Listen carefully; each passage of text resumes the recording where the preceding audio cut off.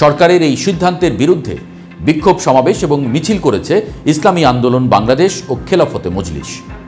যে কোনো মূল্যে এই উদ্যোগ বাস্তবায়ন থেকে সরকারকে সরে আসতে বাধ্য করা হবে বলে হুঁশিয়ারি পর্যন্ত দিয়েছেন খেলাফতে মজলিসের মহাসচিব। ওদিকে এনসিপির নেতা সার্জিস আলম সামাজিক মাধ্যমে মন্তব্য করেছেন, OHCHR পশ্চিমা দেশগুলোর দ্বিচারিতা বন্ধে ব্যর্থ, মুসলিম বিশ্বে মানবাধিকার রক্ষার নামে তারা রাজনৈতিক প্রভাব খাটায়। তবে মানবাধিকার কর্মীদের অনেকে মনে করছেন, দেশে এই কমিশনের কার্যক্রম চালু থাকলে বিনা বিচারে গুম, খুন, অবিচার ও অপশাসন কমতে পারে।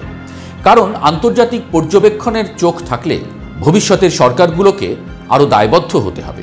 বাংলাদেশের মতো দেশে, যেখানে বিরোধী মত দমনে এমন কিছু নেই যা করা হয় না, সেখানে এমন একটি দপ্তর থাকলে ক্ষমতার অপব্যবহার রোধে বাধা তৈরি হতে পারে।